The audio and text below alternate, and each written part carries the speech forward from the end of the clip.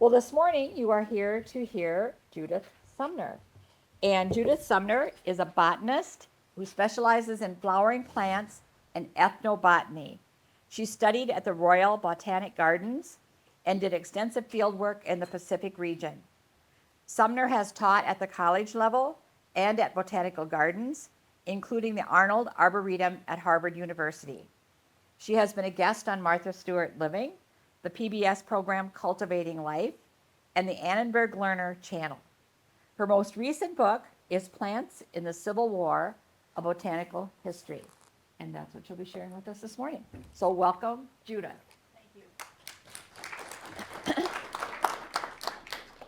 And thank you to all of you for coming out very early on a weekend morning. So I'll tell you a little bit about the history of this history book. 2019, I published a book about the botanical history of World War II. And as a botanist who writes in the area of historic economic botany, I always like to try to find book topics that no one else has covered before. Because a lot of botany books have been written over and over and over. And so I'm trying to find topics that no one else has ventured into. Richard Evans Schultes, who's widely regarded as the father of ethnobotany, was at Harvard for many years. And he always said that we should let the botanists write some of the history because so many conflicts involve botanical issues. Whether it's food, agriculture, shortages, medicine, something, it all boils down to plants. And so often classically trained historians sort of back away at that point because they don't know the botany. So after I wrote the book on the botany of World War II, we launched into the pandemic. And I needed a pandemic project. So this is my pandemic project. And coincidentally, it worked out really well because so much of what I wanted to read had just recently been digitized. And so I'm so thankful to all of these wonderful librarians at places like Princeton and Penn and Cornell and Michigan who supervise the digitizing of vast numbers of 19th century agricultural and other publications, ephemeral publications that otherwise would have been difficult for me to see during the pandemic. So we're going to talk about the ways in which plants were involved in the American Civil War. That's the topic for today. And you know, I don't know if we want to try to dim the lights a little bit. Can we dim them a little just so the slides have a little bit more contrast, do you think? Do we have a way to do that?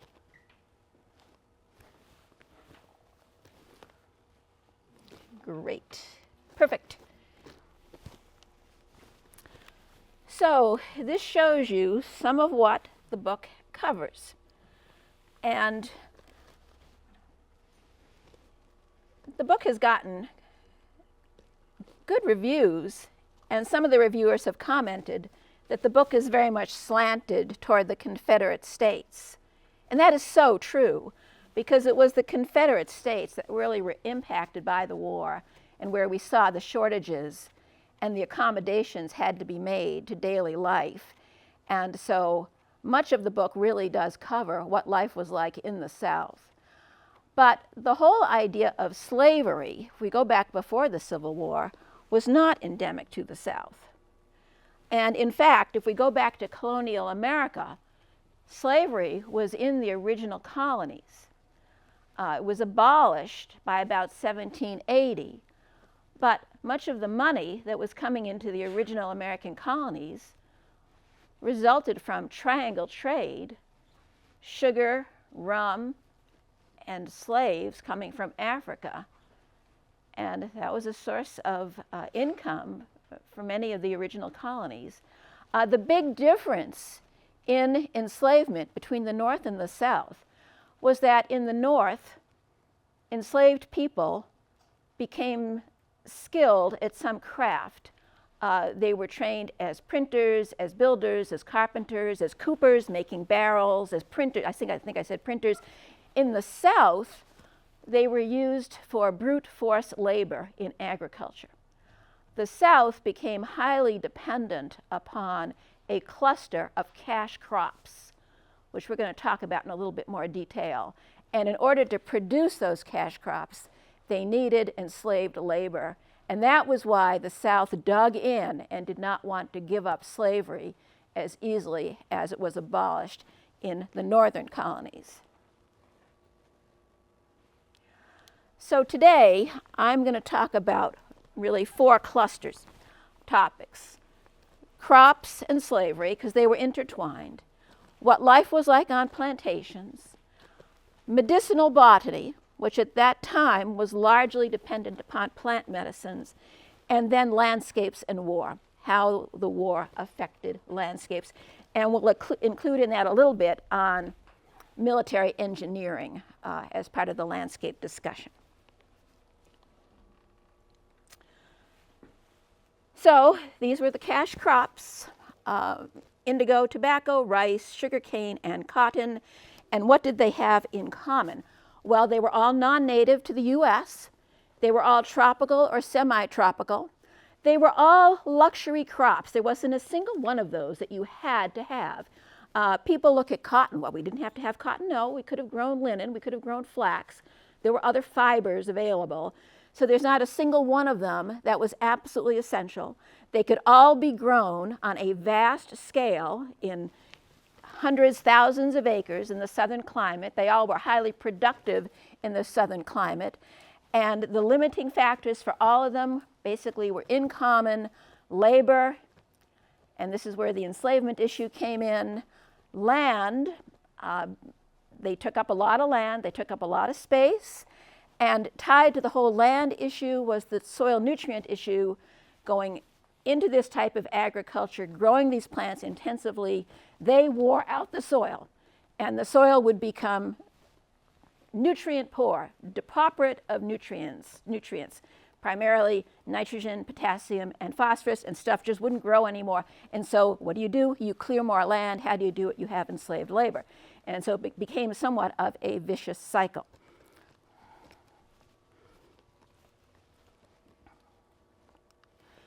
So we'll take a quick look at these. Indigo was one of the first crops that was grown on plantations. It was the source of a lasting blue dye, sort of the blue dye that you see in blue denim, blue jeans. And this plant was popular at first as a crop plant on plantations, and then dwindled by the early 19th century in popularity. Tobacco. Tobacco was actually thought to be medicinal at the time, and it was thought to prevent the plague. And so much of the tobacco that was grown was actually grown, presumably, as a medicine, as a plague preventative. And this became a large, very labor-intensive crop on plantations. Rice. Rice required water, at least the varieties of rice that were grown on plantations.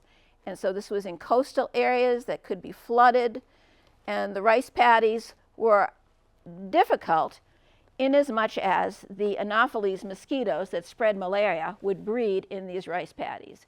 And so the owner class tended to clear out of Dodge during the time of year that the flooding occurred of the rice paddies. They were not going to stick around with their wives and daughters and children and themselves and get malaria. And they left the slaves there to actually grow the rice. And we'll talk more about that later, how the slaves coped with the malaria issue. Sugarcane was actually originally from Papua New Guinea. It was Asian Indians who figured out the whole idea of crushing the stems, getting out the liquid, and crystallizing the sugar. And sugarcane was another huge crop, very demanding of the soil, and required a lot of work because you had to harvest the canes and then crush them to get out the liquid. It was a big production. And then, of course, the single most important of all of these crops was cotton.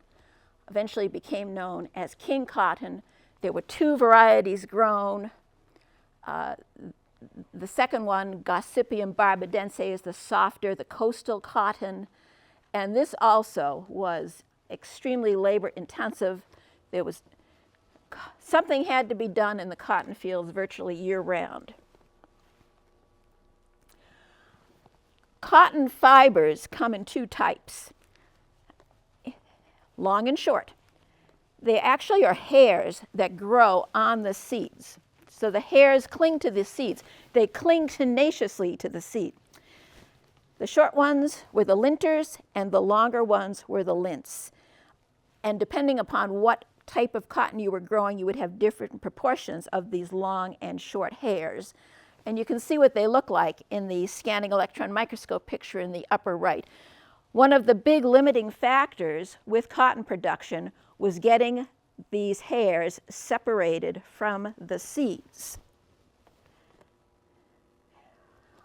Another big limiting factor was what cotton plants did to the soil. So the roots of cotton go down 4 to 6 feet into the soil, and they wear out the soil in a few years. In 1804, the explorer Alexander von Humboldt discovered the bird islands off the coast of South America that literally had mounds of bird dung, known as guano, that could be mined and used as a fertilizer. So early in the 19th century, he sent samples back to Europe. This bird dung was tested. It's high in nitrogen, potassium, and phosphorus, the exact mineral salts that were needed in the soil in the south. And so they started mining bird guano and sending it into the southern states. It was $76 a ton. A typical acre needed 400 to 600 pounds of this stuff. It was expensive at the time. Unscrupulous dealers in guano would stretch it. They would add other stuff to it, sawdust and stuff, to sort of stretch it out a little bit. All the agricultural magazines, newspapers, leaflets, pamphlets were filled with ads for guano and touting different types of bird dung and spreading it out on your soil. This was only used by the most wealthy farmers, really the plantation class. Ordinary southern dirt farmers who were farming for their families and for subsistence, small farmers, used anything else organic that they could get their hands on. Rotted leaves, manure from animals, manure from humans, known as night soil, emptying out the chamber pots, anything, tea, whatever they had.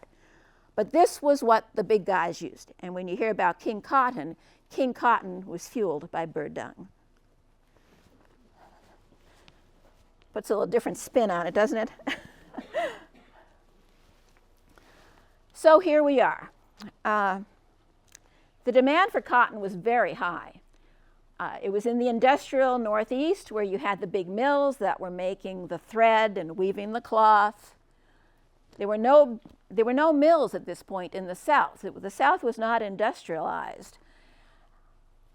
A lot of the demand for cotton came from clothing. If you look at that picture from Godey's over there on the lower right, those dresses required about 15 yards of cloth. And going into the mid-1800s, wealthy women wanted silk. But then there was an interesting little switch that occurred. This is Marie Antoinette here, dressed in a little cotton frock, looking like a little French farm girl. And this fashion took off. And it took off in England, and then it sort of filtered over to the US. And so a lot of very wealthy American women had closets full of these little cotton frocks. And this just increased the demand for cotton all the more. And so this stuff was grown in the South, shipped north, and then processed in the North to make cloth. And it was sort of a symbiotic relationship. That last limiting factor being the removal of the fibers from the seeds. And that's where the cotton gin comes in. So the cotton gin was actually invented by a Yankee, right? And he was actually from Westboro, Massachusetts, which is 2 towns over from where I live, in Worcester, Massachusetts. And he was working as a tutor in Georgia, and he saw the struggles that plantation owners were having with processing the cotton. The plantation owners would have enslaved people sitting at tables painstakingly picking the seeds out of the bowls of cotton, and it was very time consuming. And so Eli Whitney got the idea, and it was sort of based on something they were doing in India with using combs to comb the seeds out of cotton.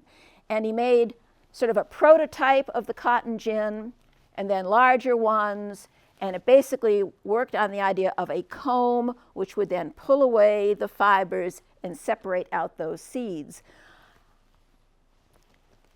He did not get rich from the cotton gin because U.S. patent and trade law was very primitive at the time, and other people interested in making money from the ginning of cotton. And the word gin comes from engine, that this was considered an engine.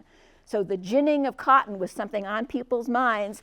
They would look at the Eli Whitney design and then tweak it in some little way, make some little minute change, and this is my cotton gin and my cotton gin. So there were literally hundreds of cotton gin patents that were filed with the patent office in Washington, D.C., and you can actually see these if you want, if you're interested. They were all published in early editions of Scientific American, which was the magazine, sort of the catalog, if you will, of the Patent and Trade Office. And so Whitney did not make a lot of money with this, but he was the one that got the ball rolling with an efficient method of separating out the seeds. This left a huge sort of parallel industry of what do we do with all the seeds? And the seeds were used to feed cattle, and sometimes the seeds were used whole, but more often the seeds were crushed to get out the cottonseed oil. That was sold for illumination, soap, machinery, and leather. Oddly, I don't think it was eaten. Now cooking is done with cottonseed oil. I think at that point they didn't use it for food. And then typically all those mashed seed coats were squished into cottonseed cake, and those were fed to cattle. So this was sort of a parallel industry to use the waste left over from king cotton fibers. So in the North, there were abolitionists who opposed all of this, because even though there were not enslaved people in the North anymore, the abolitionists thought, well, we want to avoid using the products of enslavement. And so in the Northeast, a lot of interest in making sugar from maple trees. A lot of artwork came out of this. Top right, that is one of the paintings by Eastman Johnson, basically promoting in sort of an abolitionist way the gathering of sap and the boiling down of sap in the late winter to get maple sugar. That's a Currier and Ives image in the lower right, same sort of thing. Sugar maples are native to New England, so it was something that was available to use. And then the growing of flax to take the place of cotton. And a lot of real patriots and abolitionists in the Northeast wore flax clothing rather than cotton. I'll tell you something, though. It's not as warm. Cotton has little side fibers when you make the fabric that trap air and trap warmth. And to go through a New England winter in an unheated house without central heat, wearing only flax, must have been pretty miserable. You know who writes about that actually is Louisa May Alcott, Little Women. Her father was an avid abolitionist and had all the girls wearing linen clothing in the Northeast. So let us segue on to plantation life. This shows you a little bit about how the slaves actually were living. The first slave dwellings were built by the enslaved people themselves. You would arrive as a group of enslaved people on a plantation. And so in the top left, that is the first type of house they built. And it basically is an African-style house with a thatched roof.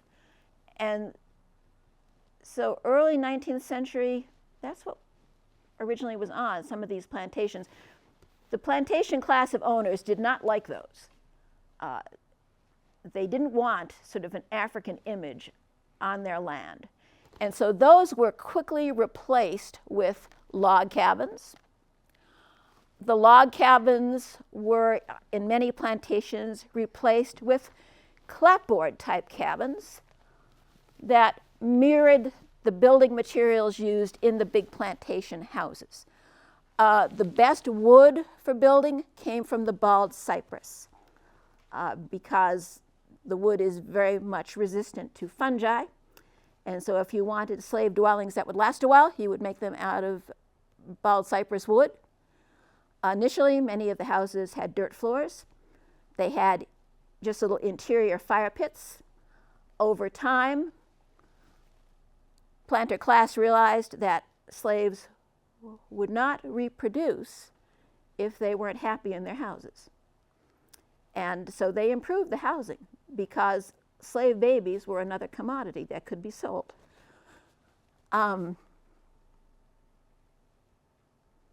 So some of them eventually had bedsteads, chairs, maybe even a table, and a fireplace. And over here in this little inset is another Currier and Ives image. So, we think of Currier and Ives engravings as being so evocative of America and so darn tasteful, right? Just so beautiful, and many people had them framed in their homes. And I tell you what, I got a couple in my kitchen at home, But Currier and Ives also produced a very tasteless set of engravings known as the Darktown Comics, and that's one of them. And it shows some hapless enslaved people trying to put out a fire in a slave dwelling. And that's what the Darktown Comics showed, was hapless and disorganized, supposedly comical behavior among black people living as enslaved people on plantations. So let's see here.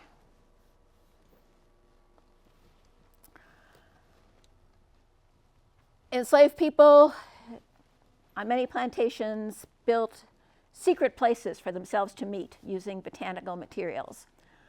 These were known alternately as brush arbors or hush harbors. Some of them were actually made in cane brakes. So along rivers in the Old South, there was a plant called cane. It's sort of a native bamboo, very, very tall grass. You can see some of it here. You could hollow out a little place in one of these cane brakes and have a secret meeting and sing and talk, and nobody could hear you because the vegetation would deaden the sound.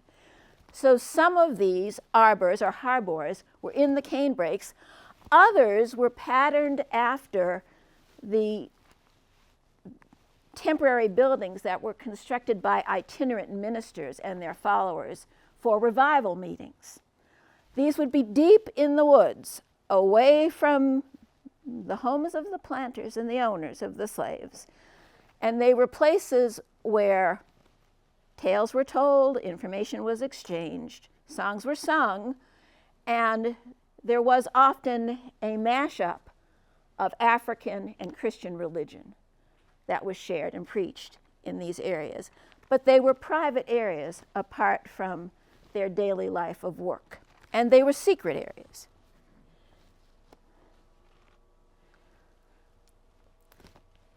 How was life in the Old South portrayed in the popular press? So Stephen Foster, when he wrote all of his songs about the American South, had actually never been to the South. He was a Yankee. And when he eventually made his way to the South, they welcomed him like a long-lost son. But so many of his songs talk about life on the plantation. There was actually a song, Down Among the Cane Brakes. He talked about happy children rolling around on the cabin floor and all of these images of enslaved people in the South as being quite content and quite happy. And these are the images that were shared with many across the United States in the first half of the 19th century. Same thing with Currier and Ives. Many of the images from Currier and Ives showed a happy life in the South. Now, this one was actually commissioned by the U.S. government after the war to show you what life was like during Reconstruction. So just to parse this a little bit, you see some of the owner class here. Notice she's dressed like Marie Antoinette here in one of these little cotton frocks. We have happy freedmen now working in the fields. Everyone's real happy. They're being paid something now. But notice the signs of warfare in the background. You see all those dead trees? Many of these plantations were burned during the war, and the trees were burned. And so there's some hints of warfare. All that whole background you can see dead trees. But people are working, and they are still growing cotton. And you see the factories back there. Those now are mechanized cotton gins.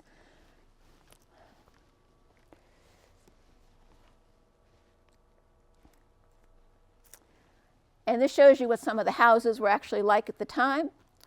Another Curry and Ives image down there on the lower right, showing Spanish moss, which is not a moss. It's actually a member of the pineapple family, and it's an epiphyte. It grows on other plants, just sort of hangs down, catches rainwater, and it's very evocative of the Old South. And then the southern live oaks, which are mostly evergreen, and they were often planted in an archway configuration so that you had this beautiful green arch leading up to the home of the planters.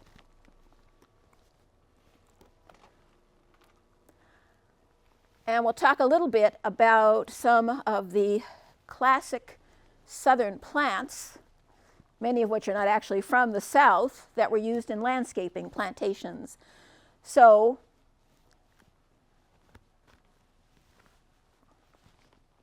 top left is the banana shrub. It was originally a separate genus. Now it's considered a magnolia. It smells like bananas. Southern women would cut these and carry them around, sort of like a living perfume. They would pin them to ball gowns and this sort of thing. Top right, and it's not native, it's Asian. Top right, that is actually the large flowered magnolia from the South. That is Magnolia grandiflora, and that is a legitimate southern plant. And then across the bottom, different magnolias. The one on the right is a native magnolia. The one on the left is a Chinese magnolia. And this one in the middle, this is sold a lot today. This is a hybrid of the two because these would hybridize. And these are the plants that were probably the most prized on plantations as flowering landscape shrubs.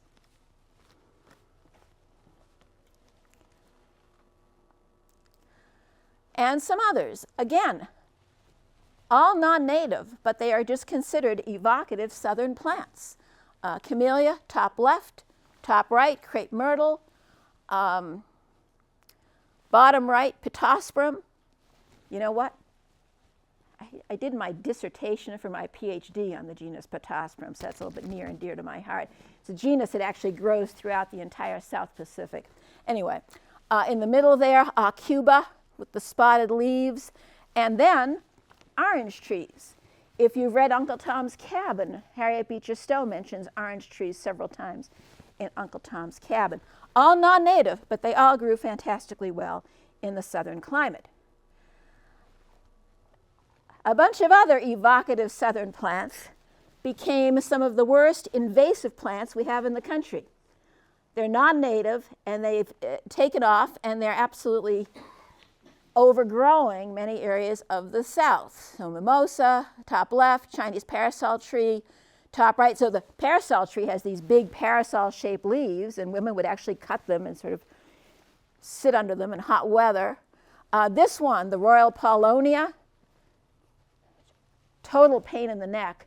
Back when they had the World's Fair in Knoxville, Tennessee in 81, 82, they spent weeks clearing out the World's Fair area of huge groves of this Royal Paulownia. And then Chinaberry, this one, Harriet Beecher Stowe mentions it in Uncle Tom's Cabin. The problem with it is that there is not a single time of the year when it's not dropping something or the other. Leaves, flowers, berries. It's a continual rain of botanical debris. Although it did have a use later in the war when they did not have oil for illumination and soap, they crushed these little berries, got the oil out of them, and it turned out to be pretty useful. And then what's the last one of these? And Tree of Heaven. This is Tree of Heaven, and this is Royal Paulownia. Tree of Heaven is all over the place. If you know the novel A Tree Grows in Brooklyn, the tree she's actually describing in that is sort of a waste area tree. That is Tree of Heaven. It was introduced originally as a pretty tree for the South, and now is a terrible invasive all over. And what kind of gardening did they like? So, Southern women who were married to planters and owners thought of themselves as basically a branch of English aristocracy. And they wanted aristocratic gardens. Now, they were kind of operating 50 to 100 years behind English design. By this point, most English estates had moved on to landscape gardening, a natural type of gardening, which a lot of people look at and they don't even, this is a garden, it's all trees, but it in fact was a landscape garden. What Southern women wanted were parterre-style gardens. And there were actually itinerant gardeners who came from Ireland and England to the US, and they traveled from plantation to plantation and established these, it's derived from the word embroidery. They call them broidered gardens with these geometric patterns. They look like this in real life. Required a lot of boxwood for all this broidered edging, right? And often featured, some kind of a showy plant. Some of those ones, those trees and shrubs we just looked at, would be in the middle of the parterres. A lot of these people wanted results, and they wanted results yesterday. If we're going to be the planter class, we want to show it off. And so many Southern gardeners gave up on boxwood, which is slow growing, and went instead to the Japanese spindle tree, which from a distance at least looks like boxwood, but it grows a whole lot faster. You do what you have to do, I guess, right? And while we're talking about fences and hedging and all this sort of thing, I would say a little bit about agricultural hedges and fences. So, this is a problem in the South because the wood wants to rot. And so to have a picket fence like up there on the left, that was a challenge to keep those whitewashed or painted and not rot-free. And so a lot of the fencing was the split rail type fence. These could be easily assembled and disassembled. But then if you go and read all these agricultural magazines, in the years leading up to the Civil War, we start seeing a lot about Osage orange as a shrub for fencing. So Osage orange is, I believe, native to South Dakota. It was originally a much more widespread plant, and you're wondering, why does this woman have a picture of a woolly mammoth here in the middle of this slide? There is a reason. The Osage orange fruit is about this big, like a softball. There is no living animal that can swallow something like that.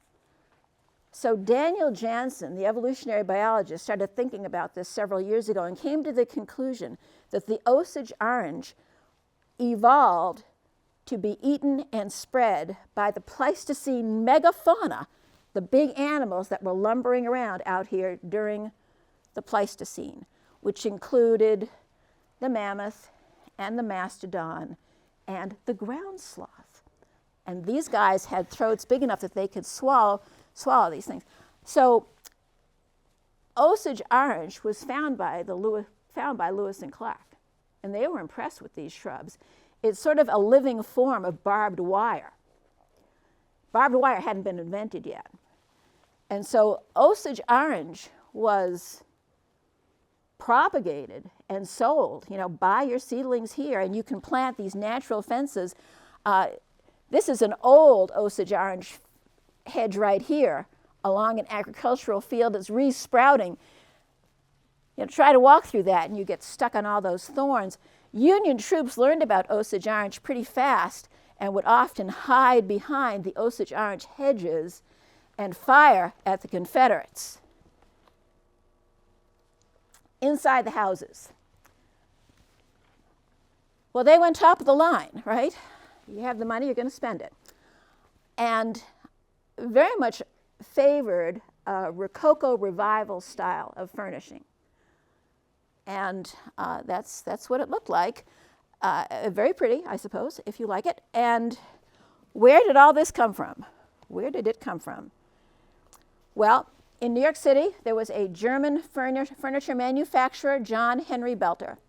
And he set up a shop in New York City, and he developed a new method for making carved furniture, in which he basically pioneered the concept of plywood. And he laminated together layers of wood. I think it was 7 layers of wood, beginning and ending with something really lovely like rosewood or mahogany. He had a catalog. You could buy this stuff. He'd ship it all over for you. There were some of these plantation houses had upwards of 50 pieces of Belter furniture in them, some of which got carried to the Northeast by Union troops after the war. Some of the officers took some of this furniture and shipped it to the Northeast and had it for them and their families then. But Belter patented his methods, and he was a great favorite in the South. Let's see here.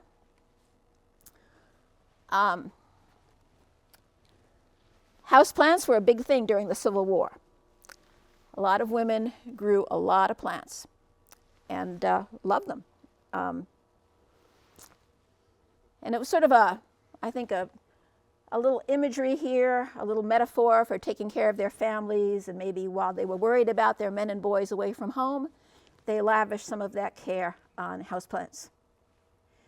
And the fad for growing ferns, which was very popular in England, also translated into plantation homes. And many of them were grown under glass. This was a phenomenon known as pteridomania. And again, a lot of this sort of frustrated maternal care was taken out on ferns in plantation homes. And perhaps the strangest thing of all, this making of ghost plants, in which green leaves were taken, soaked in a hypochlorite solution to clear away the living tissue, and leaving behind just the bleached vascular tissue. And then these were arranged 3-dimensionally under glass. Quite evocative of sort of a death image, I think. And this became a popular hobby among Southern women. The method was first described, actually, by the president of Bryn Mawr College, and he wrote a book about it. And it became a popular hobby during the Civil War. So what happened to this plantation way of life? Well, Union troops waged raids in the South that were known as the Chevauché raids, and they were instructed to burn fields, destroy fences, which would release livestock, destroy crops, and then in the homes go after provisions and, oddly enough, textiles, because the textiles could not be replaced. So they went after bedding, they went after clothing, and burned a lot of these things. And so really just simply destroyed the Southern way of life, focusing on the plantations and leaving behind absolute wreckage.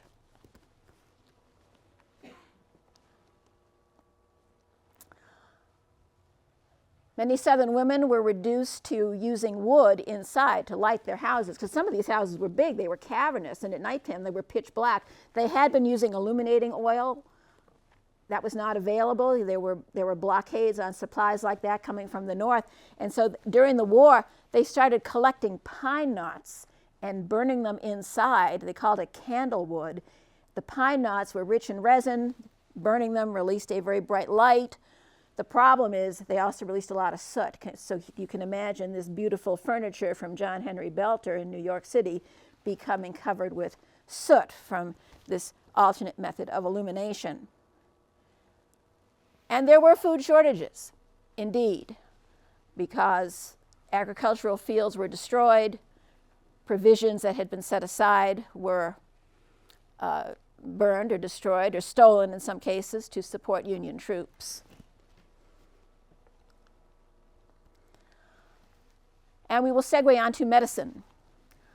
So in the US, there was not one type of medicine being practiced during the Civil War time. oh goodness, this thing has a little mind of its own here. Go back, go back. You had heroic medicine, in which there was bleeding and the use of leeches and this sort of thing. You had Thompsonian medicine, which was herbal medicine, and then you had the eclectic medical practices, and they were sort of using a combination. There were a lot of patent and proprietary drugs and bitters that had a very high alcoholic content that people were using, and disease was thought to be caused by bad smells, miasma. The whole germ theory of disease was not really understood, and sterile practice was unknown. So this was the state of medicine in the US in the 1860s. In the South, we had a medical doctor named Francis Pear Porcher. Uh-oh, this has a little mind of its own. Francis Pear Porcher was a medical doctor and really a botanist also in the South, and he realized that with the drastic shortages of medicines, he should really put together some sort of a manual that would instruct people on alternate options for medicines, for foods, for any household need that you had that was now in short supply. You could go through his resources of southern fields and forests and find other options. And some of it was his own research, some of it was travelers' tales, rumors, innuendo, whatever he could find, he incorporated into this book. The miasma theory applied to malaria. So there was a lot of malaria in the US. Actually, the entire eastern half of the US, was plagued with malaria during the 19th century, actually up until World War II. It was thought that malaria was caused by bad smells coming out of swamps. In fact, malaria is caused by a little organism. You can see it there on the lower right. It's a little plasmodium. It's something like a paramecium. It lives in the salivary glands of the female Anopheles mosquito. She bites you, you get malaria. It was thought to be associated with swamps. The Union Army sited all of its encampments away from swamps as a result. Sorry about this. The Union Army sited all of its encampments away from swamps because malaria actually killed more soldiers during the Civil War than injuries due to battle. In the North, we had the U.S. Sanitary Commission. And Frederick Law Olmsted, who, where I live, is sort of a folk hero. He designed a system of parks in Boston known as the Emerald Necklace. He was a landscape architect. He was put in charge of this U.S. Sanitary Commission. Why? Because he had traveled in the South and he had a sense of swamplands and how to avoid them. And so his job was to figure out where to put all of the Union encampments to keep them away from the swamps and away from malaria. Now, in the South, they did not seem to quite understand the swamp connection as well, or maybe you just couldn't get away from the swamps. But as I mentioned before, the planter class did tend to get away from the deep South, the deep southern swamp areas during the malaria season of the summer, leaving the slaves behind to deal with malaria. Now, it just so happens that depending upon where enslaved people came from, as many as 40% of them were actually immune to malaria. Why were they immune to malaria? There is a gene for sickle cell anemia that I'm sure you've all heard of. Many black people now are screened for sickle cell anemia when they start thinking about having children. If you have 2 genes for sickle cell anemia, you get sickle cell anemia. If you have just 1 gene for sickle cell anemia, you really are asymptomatic, but you are immune to malaria. There were areas of Africa in here where as many as 40% of the slaves that were captured from those areas were actually immune to malaria. So they could be left working in the fields, they could be left with the rice, with the cotton, with all this stuff, and they were immune. This shows you, so these are the red blood cells here. These are the little plasmodium. These little plasmodium get inside the red blood cells, and that is the etiology of the disease. The only known drug to prevent malaria at the time was quinine. The North had plenty of it. It comes from the fever bark tree from South America. And Union troops were forced to ingest quinine every day to keep malaria at bay. Quinine was in short supply and then in no supply in the South, and so they went to other possible sources of anti-malarial drugs. And, sorry, this little thing here has got a little mind of its own here. So some of these included dogwood, tulip poplar, and black willow. And Porcher, in his book, described all these. So they would take the bark off these, cook it in water, and make the soldiers drink that. Oddly, some of them actually seem to work. Some of them do, in fact, have anti-malarial properties. And the one that worked the best of all was a tree called Georgia. This computer and I are battling it out here. Okay, now stay there. This little tree, Georgia bark, is actually in the same family as fever bark. It's sort of its little North American relative. It has a real narrow range there in Georgia and Florida. It, in fact, produces quinine. Quinine chemistry is in this American plant. There were advertisements in the southern newspapers. Pinckneyia pubescens, collect it, sell it to us, sell us the bark, and we will use it, we will process it into an anti-malarial tea, basically a tonic. And you know, though, the thing that's interesting is this really would have been of use during World War II, but somehow in the 80 years between the Civil War and World War II, you know, we forget so soon. This was a tree that the US government, it was basically the equivalent of the quinine tree from South America. Those quinine trees were being grown in Indonesia. I'm ranting, I know. They were being grown in Indonesia on islands that were taken over by the Japanese. Here we had an American tree that could have been grown on an agricultural scale for a medicine. No one did it, and no one did it. Okay, right, what can you say? You want to shake them, right? Okay. Boneset was another plant that was used for malaria. It was also used for dengue fever. And dengue fever is a virus, and it was also sometimes known as breakbone fever, because the pain was so extreme you thought your bones were breaking. And this is a little bit of a hint of the old idea of the doctrine of signature. You see in boneset, the leaves are actually fused across the stem. Back to the medieval mind, this suggested the leaves are fused, that would make the bones fuse. So if you have the sensation that your bones are breaking, you use this plant. Oddly, it actually has some medicinal properties that help with both malaria and breakbone or dengue fever. Any war, the single most important plant is the opium poppy, because it is the source of the opiates, particularly morphine.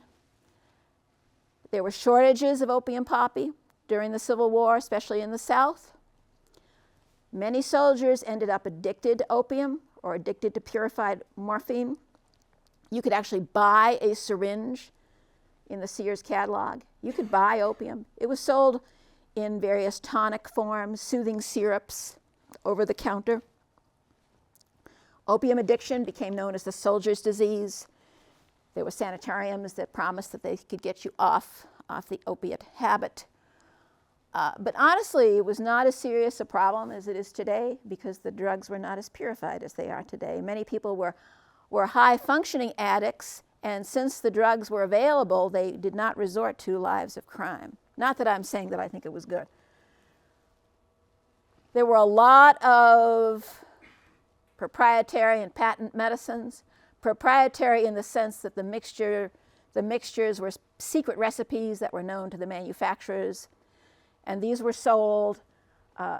Many of these really had a high alcohol content, and they were there for self-medication. And a lot of soldiers consumed a lot of this. My personal favorite being the flytrap bitters. So flytraps are insect-eating plants, and you can see those in the upper right. And they inhabit bogs. They're bog-dwelling, insect-eating plants, and they have no medicinal properties whatsoever. But heck, they made flytrap bitters and sold them, and you know they were 99% alcohol, and you could sort of self-medicate and put yourself out of your misery for a while.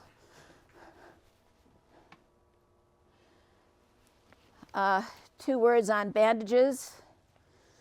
So there were groups of women and children who would meet during the war to make something called lint, surgical lint or Sharpie. And there were 2 versions of Sharpie or lint. This involved taking fabric, usually linen, sometimes cotton, and scraping away the fibers and getting basically a mound of fibers in your hand. And these were put into wounds, gaping wounds, to help the blood clot. And then the other form of this lint or Sharpie was the cotton or the linen fabric itself, and threads were pulled out. Every so many threads were pulled out. So you ended up with basically cheesecloth. And this was also used for bandages. And women and children would sit at tables and make this stuff with their dirty hands, and then it was packaged, and there was no germ theory of disease, and so you can just imagine what was potentially introduced into wounds. But this is a little bit gruesome. But anyway, Walt Whitman, from the stump of the arm, the amputated hand, I undo the clotted lint. So this was this lint that was actually packed into the amputated remains there. Yep. And while we're talking about amputations, the Civil War saw tremendous progress in the invention of artificial arms and legs. And there were literally dozens of new patents. These were made almost exclusively out of plant materials: wood, rubber, paper mache, and it just depended what you wanted. Did you want a lightweight leg? Willow. Did you want a leg that would tolerate impact? Maybe you want to go with oak or tupelo. Many of them were made eventually in a very lifelike way, but there were more amputations during the Civil War than any other war before or since. And the amputations were done to prevent gas gangrene and then the complete loss of life.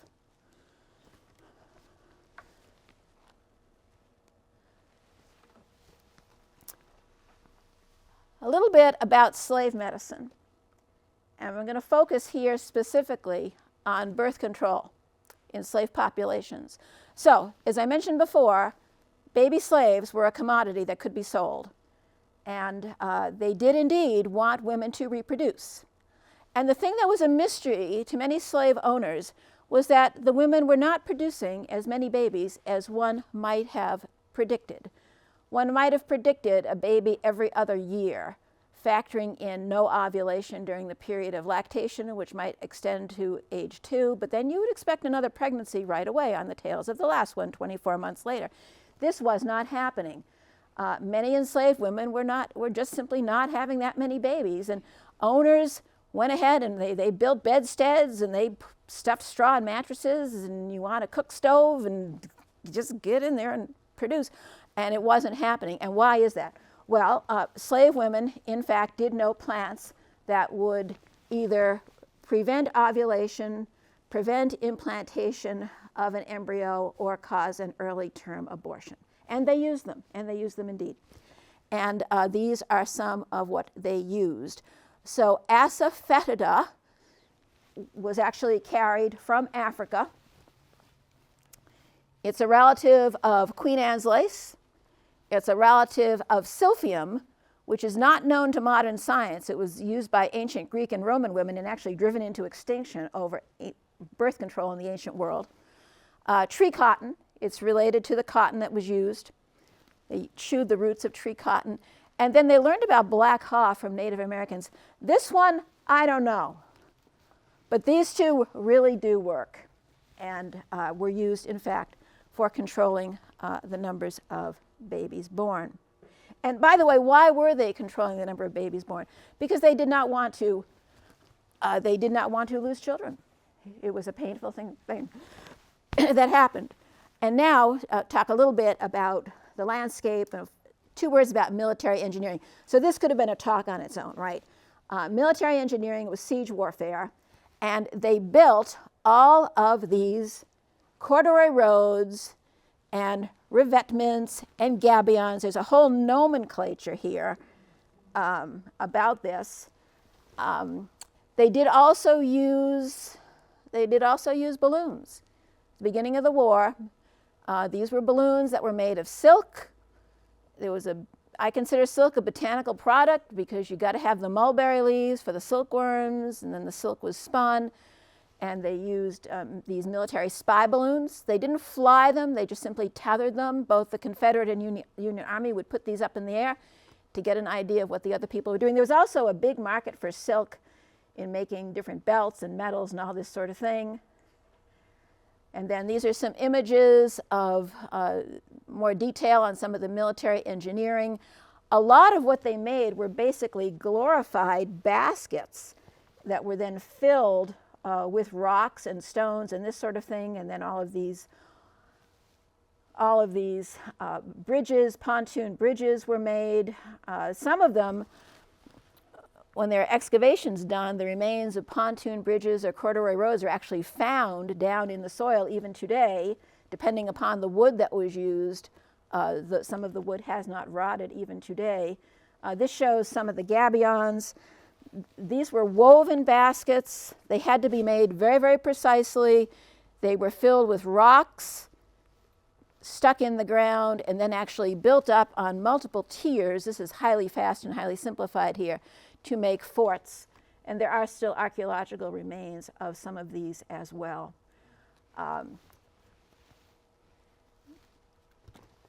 The effects of the war are still being found in the southern landscape. So these mini bullets, and these are the bullets that were shattering limbs. These are why there were so many amputations, because these really shattered bone. But these have a high lead content. A lot of these ended up impaled in trees or just in the soil. As the trees die and rot, or the ones in the soil already, you start getting lead oxides forming. Lead oxides tend to inhibit bacterial activity, and it's the bacteria that are breaking down all the cellulose and stuff in plants. So you're not getting the natural recycling in many southern soils. And so this is why many areas of the South have been slow to revegetate, and a lot of the plants don't look that good because the soils are poor because of the effect of all of these lead oxides from the mini bullets in the soil.